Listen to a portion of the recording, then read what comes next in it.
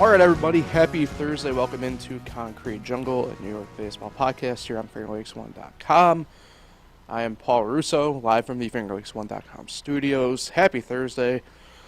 Joining me, as always, Kyle Evans. Kyle, happy Thursday, end of the week, late week edition. Maybe not the most ideal collective overall of the baseball scene so far for our teams, but some positives, I'd say, for the Yankees. A good problem brewing, in my mind, with the Mets that we'll discuss. The Red Wings are red hot.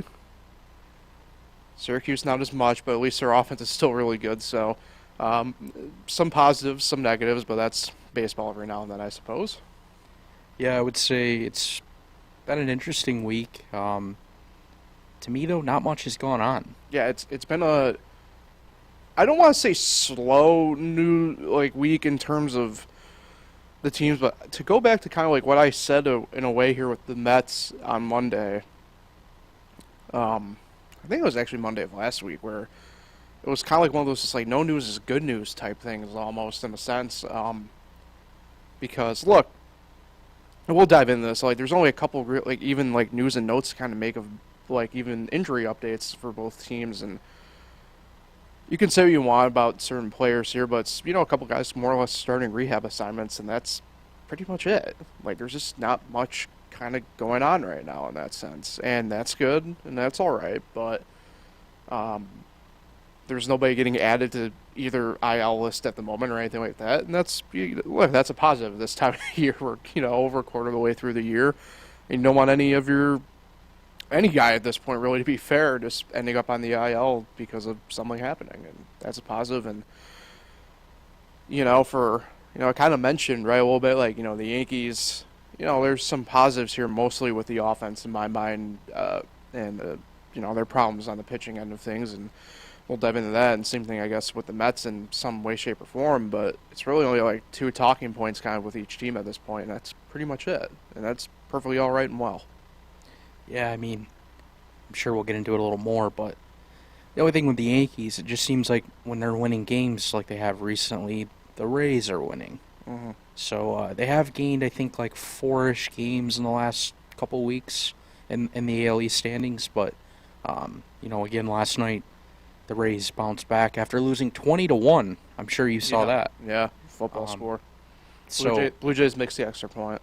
Yeah, so, see, it was just a kind of a rough night because Yankees lost finally, and then the Rays won. Yeah. So, but Tis part of the baseball life, as they say. So, before we get any further, I do have to give some shout-outs here to DeSanto Propane, 4 generations strong, as a trustworthy family-owned business with unmatched customer service. You can go online at DeSantoPropane.com for more information, or you can call them toll-free at 1-800-752-4574 today. Since 1937, the difference has been DeSanto Propane and Auburn Auto Group. When it comes to selection and service after the sale, Auburn Auto Group has been the premier destination for new and used buyers for close to 40 years. Among the brands offered on Route 5 in Auburn include Chevrolet, GMC, Chrysler, Dodge, Jeep, Ram, Honda, Toyota, and Subaru. Thanks to their wide range of makes and models, you should find your new or used vehicle at Auburn Auto Group. So we'll jump in here, begin with the Yankees, and split with Baltimore. So it's a little bit of that, take it as you can get with the team ahead of you in the standings, obviously. But it's been, to be fair, it's been 2 tight games scoreboard-wise. Let's start with the positives. To me, anyway, and I think the stats kind of back it up here on this one, everyone's been involved offensively in this series so far, in some way, shape, or form.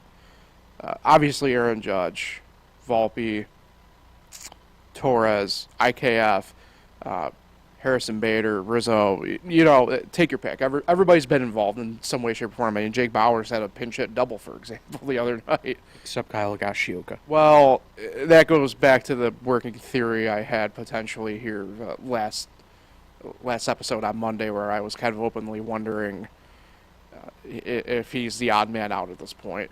But we've only seen Ben Rortvedt for one at bat. He hasn't been in the lineup. Fair. That's true. I don't know why, but Well, I think part of that is Cole and Higgy, I think. Is Higgy more or less Cole's personal at this point? he actually has better numbers with Trevino as his catcher. Oh, how about that then? So And we know Jose's going to be coming back here shortly. The way it sounds, he's not going to be needing a rehab assignment. They'll just throw him right back in. So there's that. But anyway, going back to the point here, if there is a positive throughout all of this, through the split so far, to me it's been minus Higgy. Everybody has been involved in a positive way with this lineup for the most part, and I think we're at the point where, and this is the second part of this conversation with the Yankees, I think we know where the shortcomings are going to more than likely be here for this next month or so stretch run where it's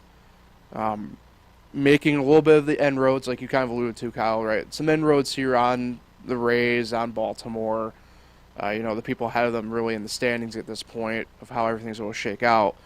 And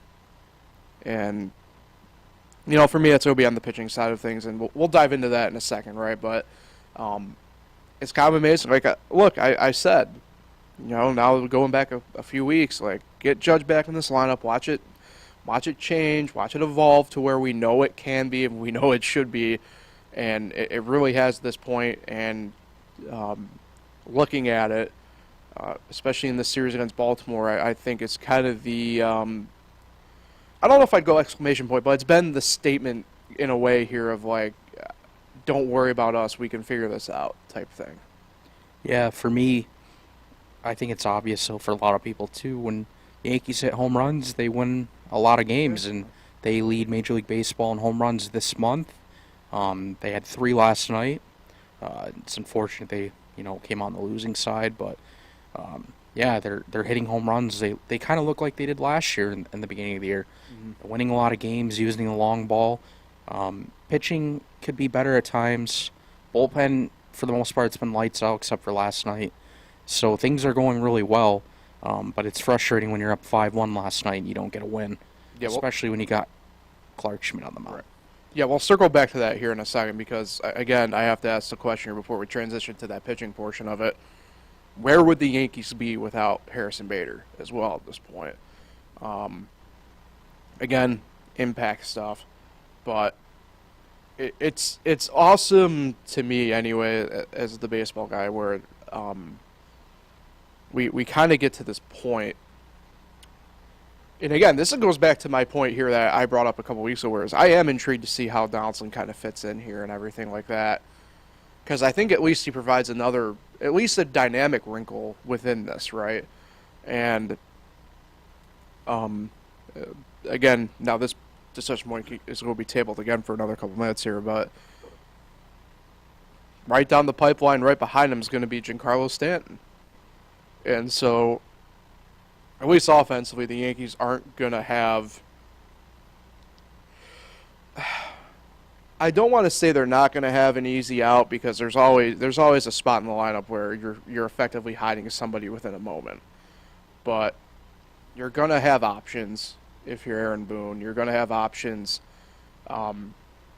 whether it's in a given day you're sliding somebody up or down, or you're just pinch hitting in a basic sense, right?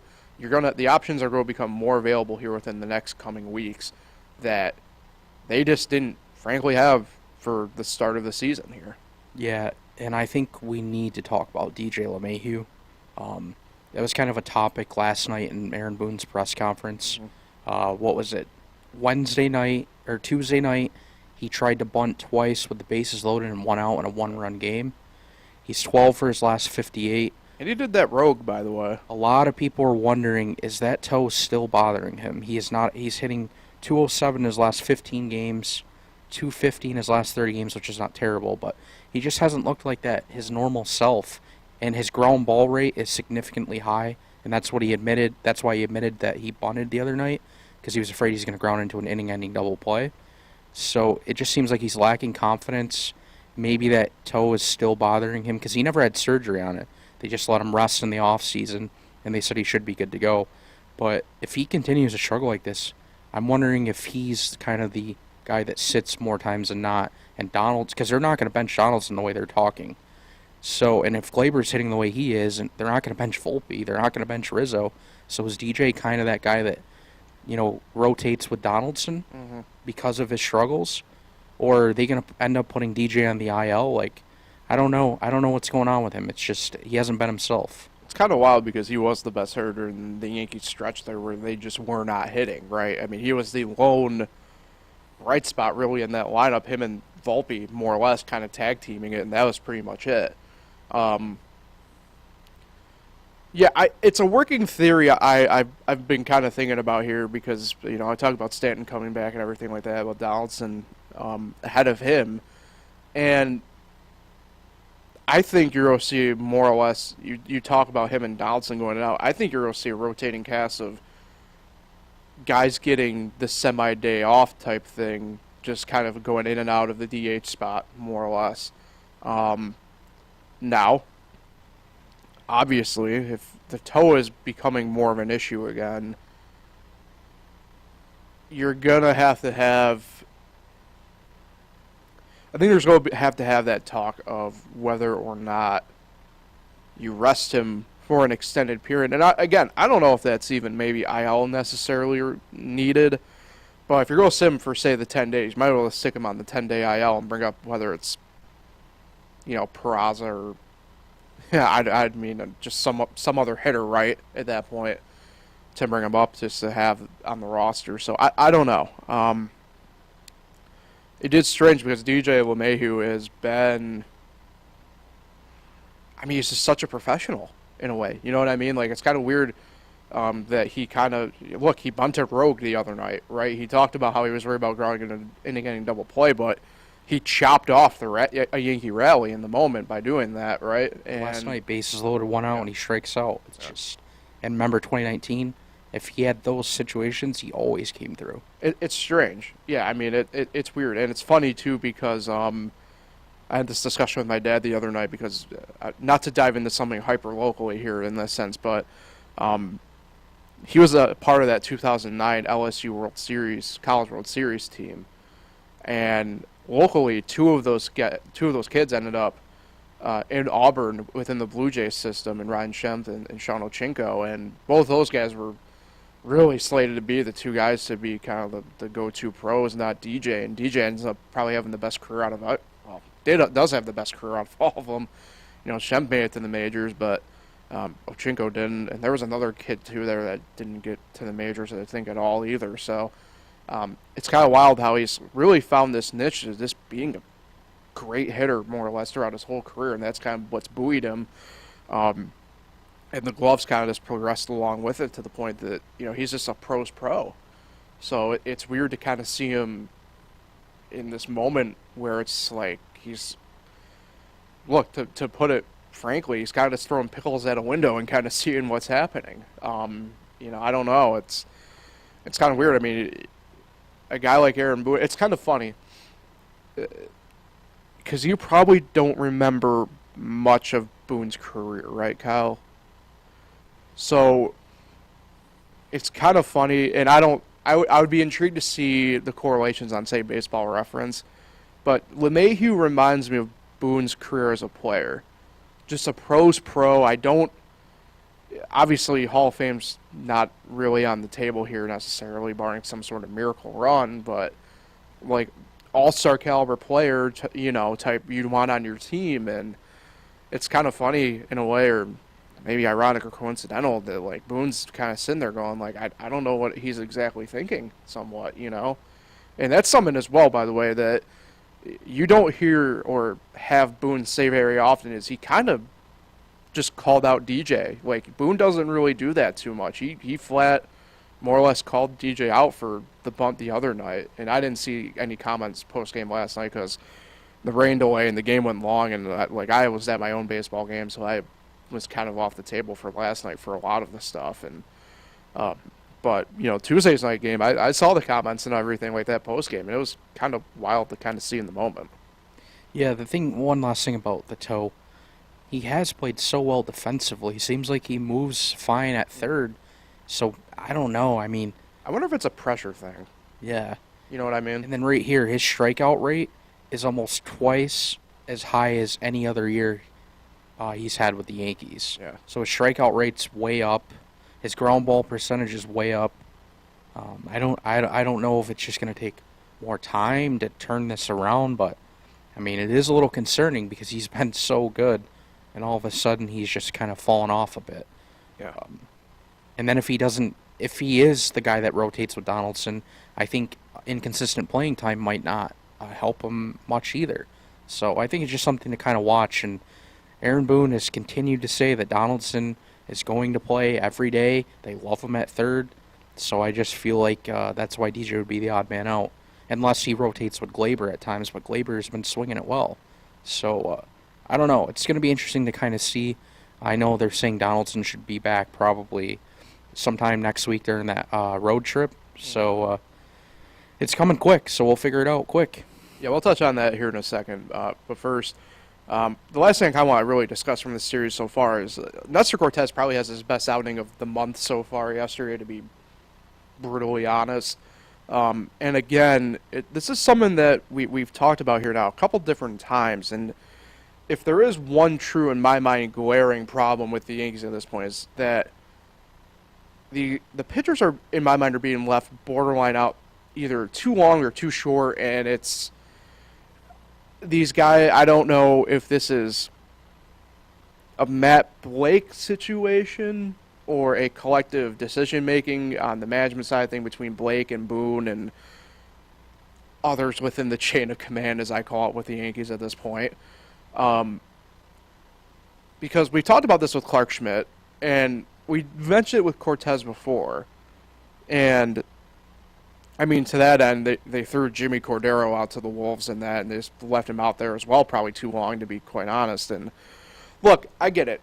It's tough. You never want to bring a new pitcher into what we call a dirty inning. You want to bring him in on a clean inning, meaning at the start of an inning. You don't want to bring a reliever in the middle of an inning, a dirty inning.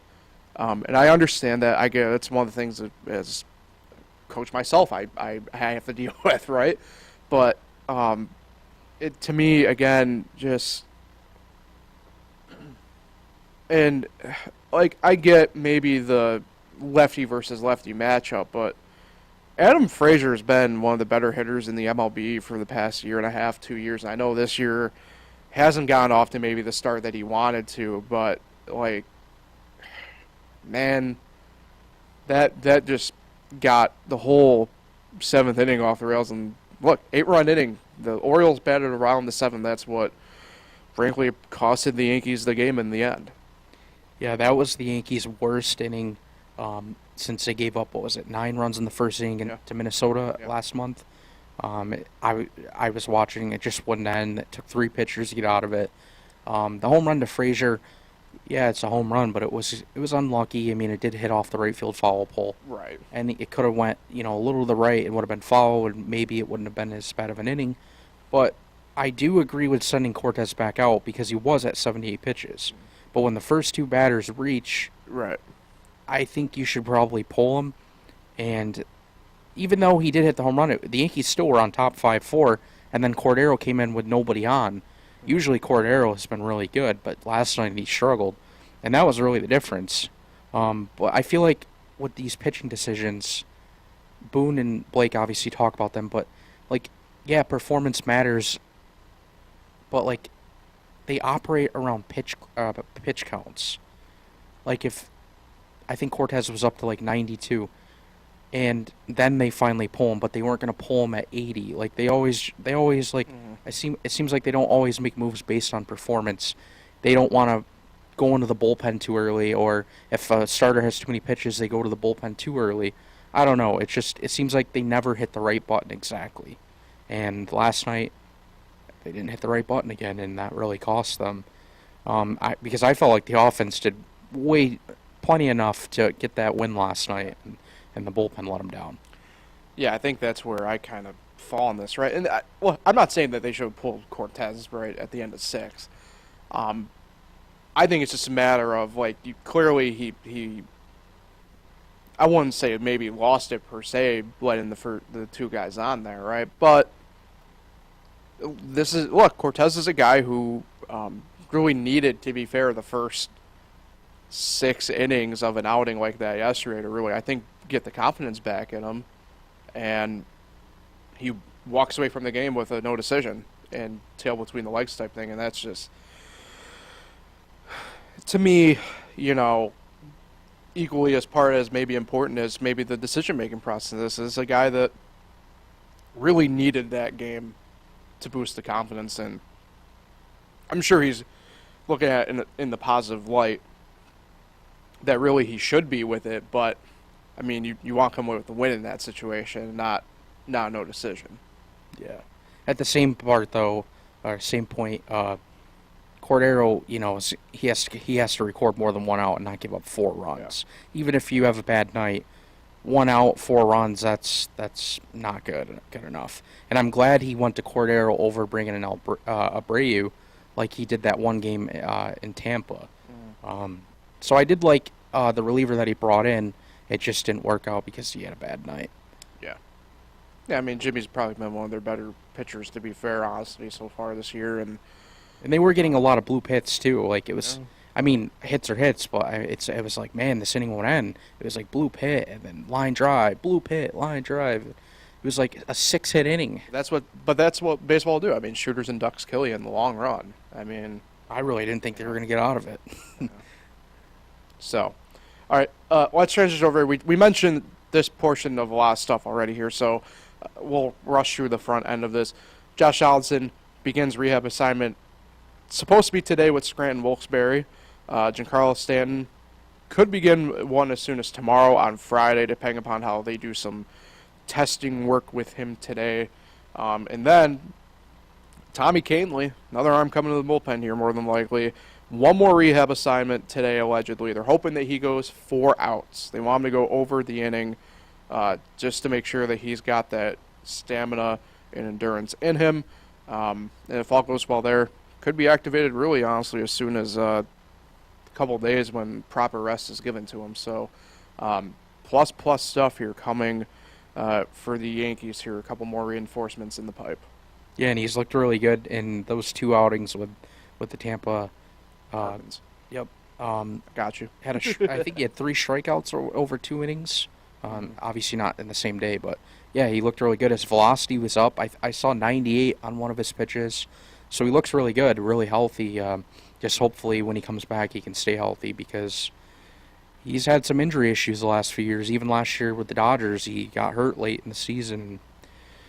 I don't think he pitched, or I think he pitched maybe early in the postseason, then got shut down because of an injury. So the Yankees really need him to stay healthy. Yeah, he was a card in the show that was predominantly in the free agent pool the past couple of years. So hopefully everything gets going there. For the Yankees, one more against Baltimore, rubber match, important game later on tonight, Thursday, 7:05, first pitch on yes. Kyle Gibson against Clark Schmidt, where I alluded to there. And then the Yankees welcome the San Diego Padres into New York for 3 games over the weekend. Tomorrow, 7:05, first pitch Friday night on Apple TV+. Saturday, 1:05, first pitch on yes, our MLB network. And then Sunday, 1:35 on yes. Neither team has released who's pitching yet for the weekend, so I don't know fully what to expect with the Padres series. I would hope the Yankees get the rubber match game tonight. I know I said over Monday that they would drop the series 1-2. I think, Kyle, you said they would take the series. Sweep. Yeah, so they should be up 2-0. So I'm with you. I think we'll change my mind on this one. I'm going to go that they get the series win. They get the Baltimore win. I wish I knew exactly pitching matchup-wise because this is a San Diego team that, frankly, they're going to pop eventually, I would imagine, and they are, I wouldn't say outright struggling, but like they've had some nice confidence-boosting stuff happening in this series that they've had against the Nationals here to get the week going for them. So let's see. So Cole's got to be. I thought I saw Joe Musgrove for the Padres Friday. Interesting. I'm not sure who. Cole would have to be going Sunday for the Yankees, I would assume, because that's 5 days for him. Yeah, Cole's definitely one of them. Yeah. So I'll go Yankees 2 of 3, I think, over the weekend. I think the Padres probably get 1. I think collectively that lineup and some of the pitching they got is just kind of too good across the board, but I'll go 2 of 3 against the San Diego. Yeah, I mean, I would say series win, but I don't know. I'm so tired of you-know-who. Clark Schmidt, No, no. I think their offense, Orioles' offense is so good that, like, it's going to be like last night.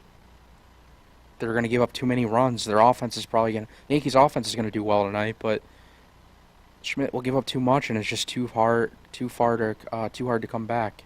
So I'm going to say the Orioles win tonight, but then the Yankees win 2 out of 3 against the Padres. All right. So we've swapped positions more or less here for Baltimore, but we're in agreement. It's just so bad, man. Like, it's hard to just go to the bullpen already. Come on, Rodon. All right. So the Mets, on the other hand, here. I don't want to do the full-fledged negativity with them, but they've dropped their first 2 games to the Cubs, and so which makes the rubber match today just for trying to escape with at least 1 win in Chicago. Which is not going to happen. It's very... We'll circle back to that. Don't jump ahead to our predictions. Carlos Carrasco. So, most of the headlines with the Mets have to do really, I guess, in a way with some off-the-field-ish type stuff in a way, which is kind of strange, but I do want to start with Kodai Senga because I feel bad that he feels like he has to take the shouldering the blame, and I don't want to make it sound like, you know, look, like let's agree here, everybody, that obviously his performance yesterday wasn't good, but the fact that he outright blames everything that happened yesterday on him, I think is a bit extreme, admittedly. Especially when, you know, you look at some of the talking points we've had collectively about the Mets here recently, namely the offense, right? And the offense didn't quite back him up yesterday. I've always leaned on, you know, you get your starting pitcher out there when they give up 3 runs, you should be able to put up 3 runs as well. You gave up 4, but, and it's kind of funny that the other, I guess, main talking point with the Mets is oddly, it has to do with Francisco Alvarez anyway. But, you know, Francisco Alvarez hits a 2-run home run, and that was pretty much it for the Mets. And, you know, for an MLB rookie pitcher, because Kodai Senga is a well-versed veteran in the game of baseball, you know, this is his 12th professional season collectively, to be the one kind of, I don't want to say acting like the adult in the room, necessarily, in situations like yesterday. It kind of makes me wonder about how vocal, say, a guy like Max Scherzer or Justin Verlander really are. Now, it's kind of funny I'm saying that because I think Scherzer is probably a voice. But Verlander, I've always had some doubts about maybe exactly acting like an adult. You know what I mean? Just the way everything kind of went down in Detroit, to be quite honest. And the way he said comments about certain things that occurred with the Astros that don't involve the cheating, to be quite honest.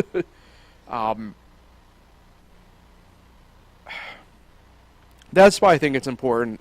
And look, I know where you stand on him, Kyle, but that's where I think it's important having a guy at least like Carlos Carrasco is important because, at the very least, it's a veteran voice who can snip the locker room pretty quick type thing.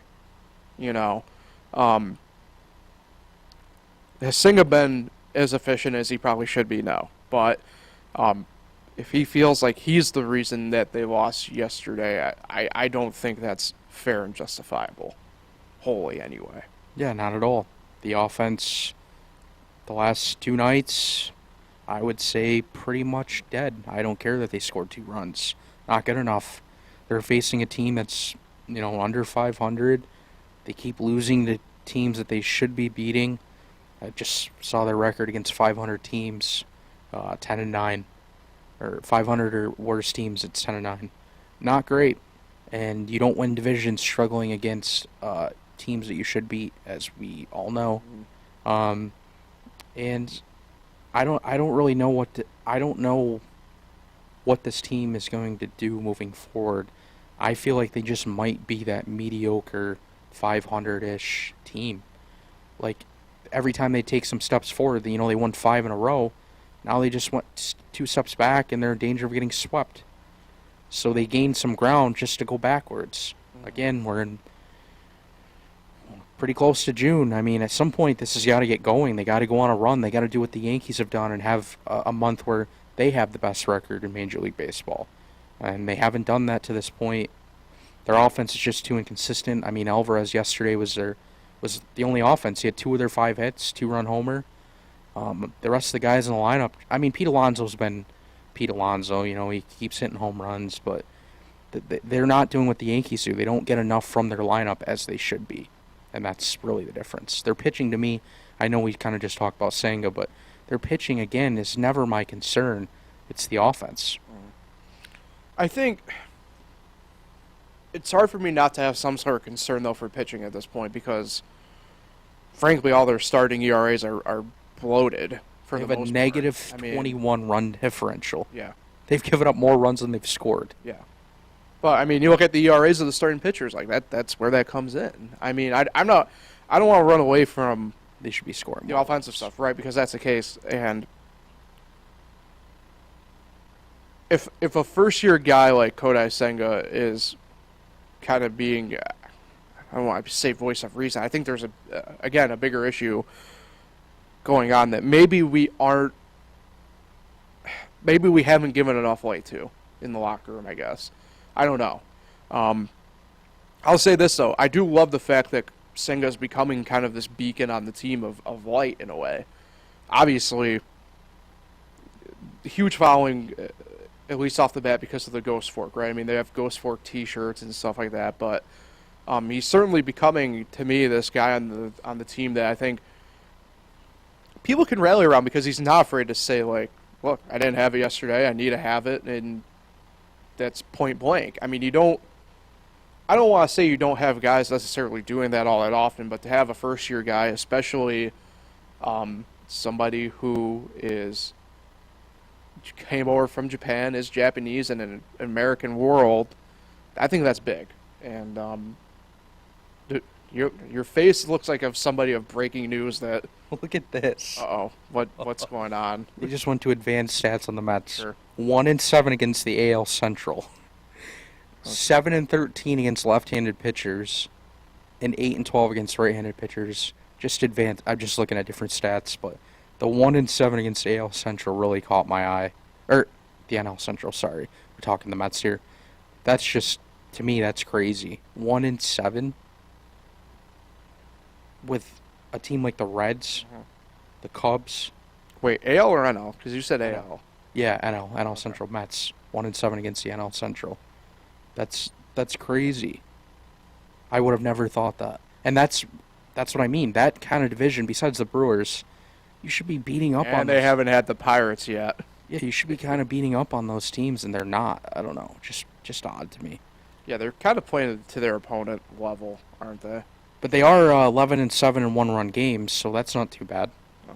The clutch game, that's Miami Heat in them right there. That's that dog in them. 3-0 in extra inning games. Yeah. Let me pose this question to you, Kyle, because over the course of the past few days, we've kind of have had some rumors pop up, and it's kind of, I think blanketed the series in Chicago so far in a way. They obviously mentioned Francisco Alvarez. He's coming around. The bat's kind of waking up here, right? He had the 2-run home run yesterday into the wind, by the way. But rumblings are that veterans on the team believe he'll be sent down when Omar Narvaez is going to be coming back here from the IL, and he's beginning a rehab assignment today on Thursday, allegedly. And the veteran pitchers in particular want Francisco up, and that's because he's taking the turn. He's calling better games. He's finally getting the reps that we've kind of alluded to anyway, that he'll really take that next step once he just gets the number of reps, and he's getting them. And the pitchers want him to stay up. And it sounds like perhaps management would rather ride with Nito and Omar as opposed to Francisco. I'm all for. You need the veteran catcher, right? Presence, but you have to let the kids play. You have to keep them playing. And finally, he's. I don't want to make it sound like he's taking the turn as if it's like he was horrendous before, but he's taking this turn to the next level.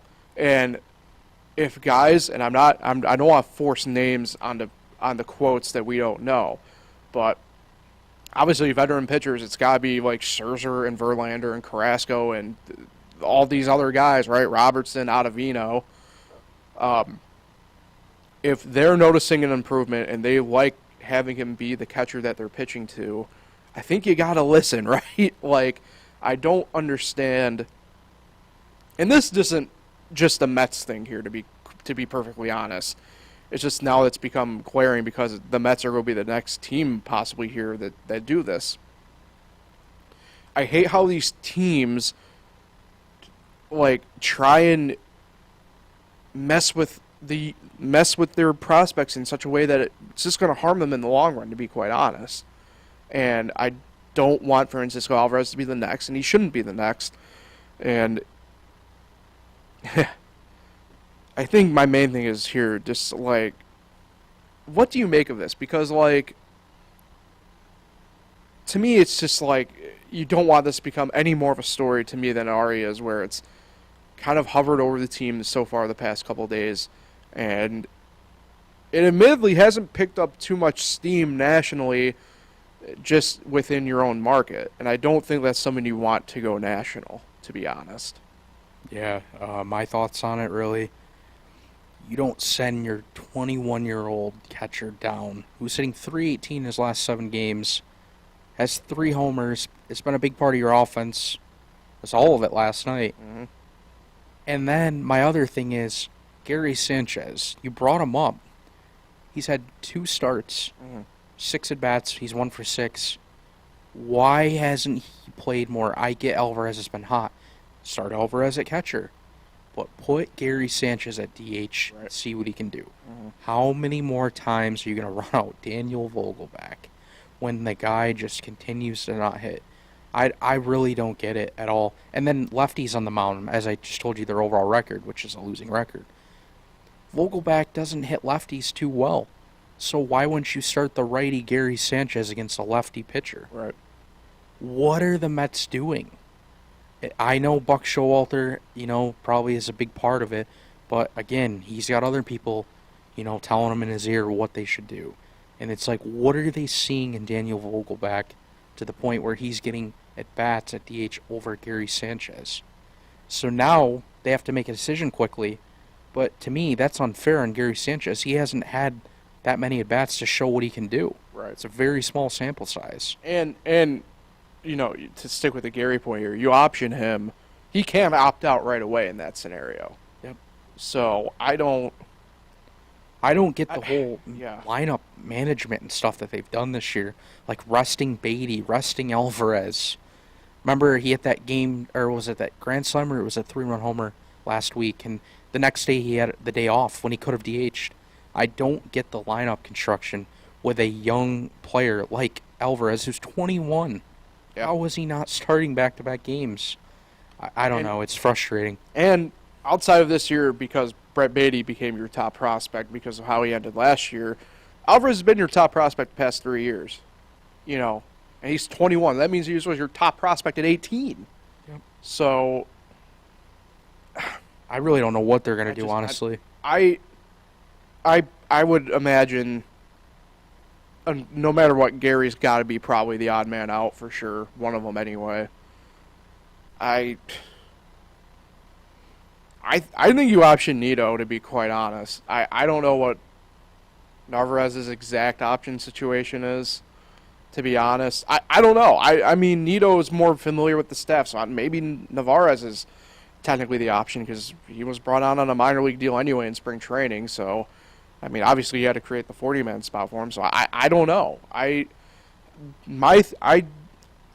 My thing is, I just don't think it's justifiable optioning Francisco Alvarez at this point. I don't think it's justifiable, um, to cut the legs. Frankly, it'd be cutting the legs out from underneath him at this point. It just would. What if they do this? They keep Alvarez as the starting catcher.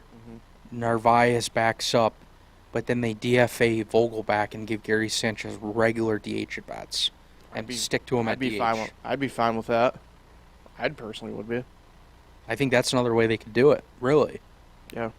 I mean, at this point, I'm with you. Like, I don't understand the difference between Gary and Vogelbach at this point, and They're both big power hitters. Gary presumably, if you want to go this route with it, Gary presumably is probably cheaper at this point than Vogelbach is. Yeah, and I believe Vogelback still has 2 home runs, right? Yeah, And your DH at this point, almost in June, when you're getting regular at bats, should not have 2 home runs. He's your power guy. Yeah. And I think Gary Sanchez would, he strikes out a lot. But I think he'd have more than 2 home runs right now if he would have started the season with this team. Yeah. No, I mean, I'm with you. I think Gary, at the very least, right, it gives you a de facto third catcher on the roster. You could probably stick him at first in an extreme pinch and get away with it. Yeah, 2 home runs for Vogelback. Yeah, 162 in the last 15 games. 13 RBIs. Hitting under 100 in his last 7 games. Yeah, I mean, I don't know. It goes back to my point, though, that, like, if if Alvarez is somehow the goat in this that gets sent, And what a confidence destroyer doing that. That's what I mean by just take his legs out from under him. I don't understand how it'd be justifiable. I just don't. Yeah. So, all right, enough of that. Let's move on. A couple injury updates. I already mentioned Navarez, so we'll kind of skip over that. Even though I'll provide the team, he'll be with High A Brooklyn, and then we'll head to AAA Syracuse after the weekend to continue his rehab assignment. Not necessarily an update in this sense, but Tim Castro underwent right thumb surgery to repair a UCL sprain in the thumb. Obviously, he's already on the 60-day DL because of back spasms. He had the thumb injury pop up on a play when he was rehabbing one of the last couple days before they extended him onto the IL. So nothing there. The rehab time with that is well within the 60-day range anyway, so one of those deals where he knew he'd be out for a while, so just get it done and move on and get over with it. So for the Mets, excuse me, one more in Chicago. They look to at least come away with one win. It will be Cookie Carrasco. I already mentioned him on Monday, but change in pitching plans for the Cubs as Kyle Hendricks will be making his 2023 MLB debut. As opposed to seeing Jameson Tyone. That's a 7:40 first pitch tonight, SNY or MLB Network, depending upon where you are. Friday, first game in Colorado on your local Pix affiliate, 8:40. Scherzer against to be announced. Saturday, 9:10 on your Pix affiliate. Verlander versus to be announced. And then Sunday, 3:10, first pitch on SNY. Tyler Maygill versus to be announced. So, look, this was supposed to be one of those road trips where the Mets just kind of needed to handle business, right? They haven't done that with Chicago. Personally speaking, I think they get that done today. If they were to get swept by Chicago, we're having an interesting conversation whenever we convene next for next week, which we'll discuss here, obviously, in the housekeeping portion of this. I think they sweep Colorado. Colorado, they've kind of turned into like a really kind of fade situation for me overall, outside of maybe some prop bets here and there involving them. If there was ever a place for that offense to get their mojo back, it's Colorado, right? Just hit the piss out of the ball and it goes. So I'll go ahead and do it. I think they win 4 straight beating tonight. So call me crazy, call me stupid, don't really care. I think it happens. Before I give you my prediction quick, I just want to tell you, Gary Sanchez and Daniel Vogelback both make $1.5 million. Also, they're making the same. I don't know why I thought Vogelbach was like $6 million. I don't know. But yeah, they should go with Sanchez. But anyway, I think they get swept today. I really do. Only because Carrasco's on the mound. If it was like Scherzer, Verlander, they'd win. But I do think they only win one against Colorado, just because Colorado's already beat them, and they don't beat teams they should beat. And I think in Colorado that'll continue, even though their offense should show up more, you would think, because of Coors Field. But yeah, give me 1 out of 3. Yeah, interesting. So, ever the optimist that I am. I know people have said that I've been too optimistic for the teams across the board, but I'd rather be that way. That's just the way I am. All right, freaking, it's the way I operate. Hopefully I'm always looking for something. Hopefully they'll lose all the games, and we'll come back Monday. And Well, we won't be here Monday.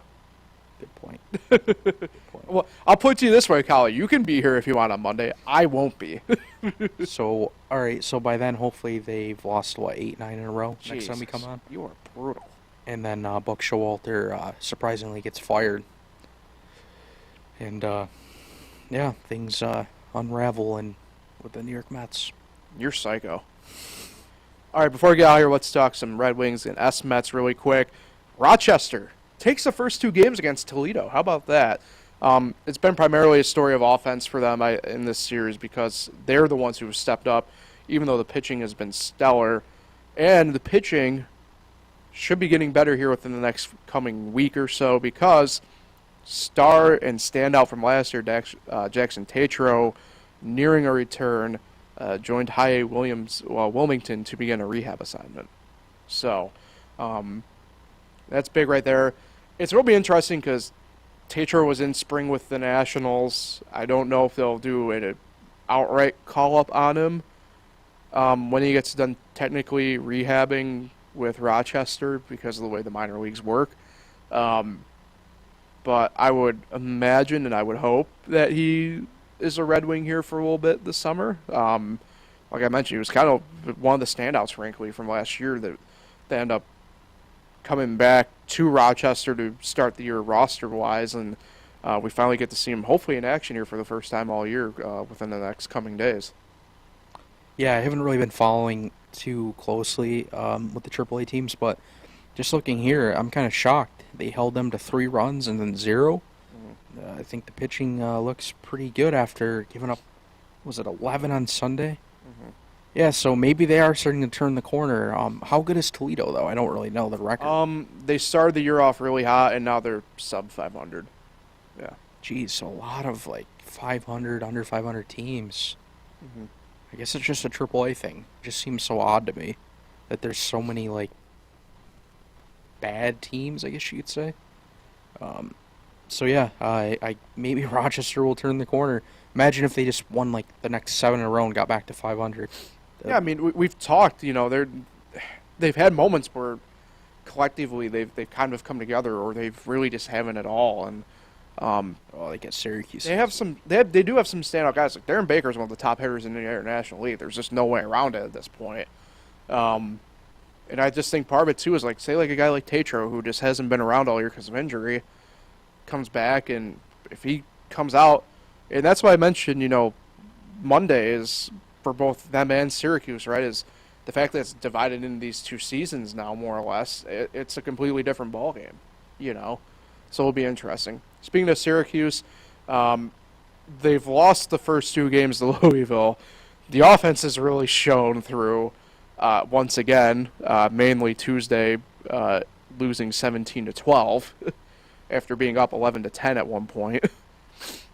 But again, the pitching is struggling, and I don't know what the deal is because that coaching staff's been with this pitching staff, well, most of the pitching staff the whole way through the minor league system. So it's really strange, kind of how that's operating right now, and I don't know. It's going to be an interesting case of if they can get some pitching here, that team should be a top half team in the International League. There's no way around it. Just the way that offense produces, and I don't know what the exact solution is. I guess maybe for the S-Mets in terms of pitching at the moment. Yeah, I just looked. 38 runs in the last 4 games they've given up. That is hard to win when you're doing that. And then tonight, I see that they don't have a starter listed. Yeah. So, geez, what could go wrong now? Well, Yeah, I mean, I don't know. It's weird. I know I'm going to the game tonight. Um, and I'm looking forward to it. But Yes, they don't even know who's going to pitch. yeah, but minor leagues is weird like that. They take a while sometimes to announce. So I don't know what to fully expect there necessarily. I feel like it might be a Joey Lucchesi night, to be quite honest. I mean, they probably know, just that they haven't announced it yet, type thing. Yeah, I would just say, though, while you're there, you're probably going to see a lot of offense. It's fine by me. Probably going to be maybe another slugfest. Look, as much as I love baseball, and I think we've had this discussion before, right? Is when you're actually at a game, you either want to see like a perfect game or just like an absolute slugfest. Yeah, I've seen a no-hitter before in Rochester. It was awesome. Really? How about that? I think. TJ Zoik, Blue Jays. Oh, I remember that name. Yeah, I was there when he threw the no-hitter. I remember that name. No hit the Red Wings. How about that? He had one walk. Was it a true no? Yeah, it had to have been a true no-hitter, right? Yep. No errors. Just he had one walk, or else it would have been a perfect game. Sheesh. How about that? You can't say that much about TJ. All right, so that will take care of Concrete Jungle for today. Like I kind of alluded to there, Kyle might be here on Monday, but I won't be, so there won't be a podcast on Monday. I totally forgot. Because it's a Memorial Day. I don't know when we'll exactly be with you next in terms of that. Obviously, next Thursday we will be. I don't think we'll do a full-fledged podcast early in the week next week. But what we might do is we might just hop on Zoom quick and discuss maybe a couple quick hit points and get someone out to everybody with that. But yeah, maybe something on that Alvarez stuff. Right. I won't anticipate us being back here in studio until next Thursday. So hopefully, excuse me, it's lunchtime here. Hopefully, I hope everybody has a safe and enjoyable Memorial Day. Go Heat. And weekend. Go Heat. Kyle, any big plans for you? A cookout or two, maybe? Or Yeah, I think I got something going with the family. Not exactly sure. I kind of forgot it's already coming this quick, honestly. Unofficial start of summer. Yeah. You won't know by you, though. You're still dressed for winter. Because I looked at the forecast 2 a.m. this morning. It said 55. I was like, whoa. It is brutal. I had to run home quick from leaving here yesterday to go to baseball to grab a hoodie for the game, and it was a bit colder than I anticipated it even being with that. So I'm ready for the shorts and button-up weather, which is next week. A lot of 80s, 90s coming up. Can't beat it. Can't beat it. So we will be back with everybody for sure next Thursday. Again, have a safe and enjoyable Memorial Day weekend, everybody, and we'll talk with everybody then.